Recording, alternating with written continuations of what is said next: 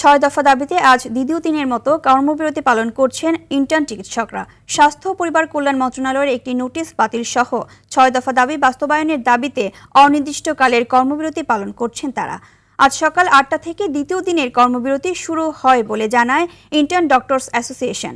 বেলা 11:30টায় Chittagong medical college হাসপাতালের প্রধান ফটকে বিক্ষোভ সমাবেশের ঘোষণা দিয়েছে চমেকের ইন্টার্ন চিকিৎসকরা।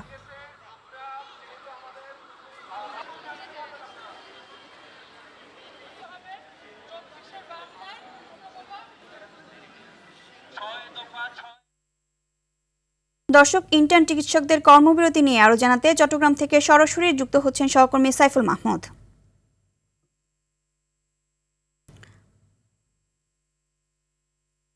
সাইফুল, ইন্টার্ন চিকিৎসকদের কর্মবিরতির ফলে হাসপাতালে রোগীদের ভোগান্তি কেমন দেখছেন, এ বিষয়ে বিস্তারিত আমাদের জানাবেন।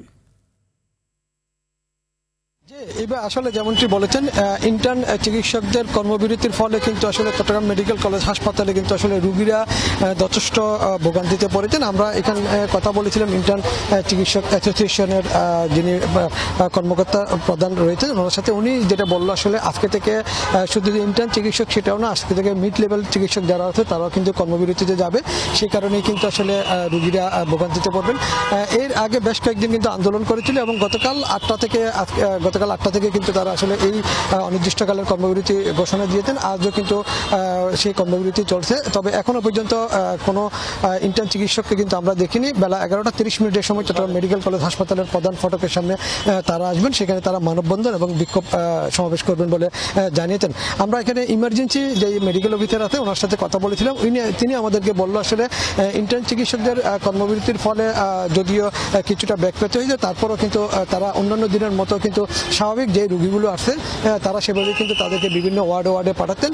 যদিও বলছে আসলে কিছুটা হয়তো ওয়ার্ডে কিছুটা প্রভাব পড়তে পারে, তবে ইমার্জেন্সিতে এটা এখনো প্রভাব পড়েনি। যেহেতু ইমার্জেন্সিতে আসলে ইন্টার্ন চিকিৎসকদের সেরকম কাজ নেই, এখানে মেডিকেল অফিসারের কাজ। এই জন্য যারা রোগী আসছে তাদেরকে তারা খুব দ্রুত সময়ের মধ্যে আসলে বিভিন্ন ওয়ার্ডে ট্রান্সফার করতেছেন। সেই ওয়ার্ডগুলোতে কিন্তু আসলে যথেষ্ট প্রভাব পড়েছে। যেহেতু ইন্টার্ন চিকিৎসক না থাকলে কিন্তু আসলে প্রফেসর দিয়ে কাজ চালিয়ে যেতে হচ্ছে। তবে এখানে তারা রোগী এবং রোগীর স্বজন রয়েছেন, তারা বললো আসলে যেহেতু গতকাল মাত্র আন্দোলন শুরু হয়েছে, গতকাল সেরকম প্রভাব পড়েনি, তবে আজকে এটার প্রভাব পড়তে পারে, যেহেতু আজকে মিড লেভেল চিকিৎসকরা এই আন্দোলন চালিয়ে যাবেন। তবে চট্টগ্রাম মেডিকেল কলেজ হাসপাতালের পরিচালক তিনি জানিয়েছেন ওনার কাছে যেই স্মারকলিপি ইন্টার্ন চিকিৎসকরা দিয়েছেন তিনি যথাযথভাবে সেটি কর্তৃপক্ষের কাছে পৌঁছে দিতেন। কর্তৃপক্ষের যেটা সিদ্ধান্ত নেবেন সেটা তারা মেনে নেবেন।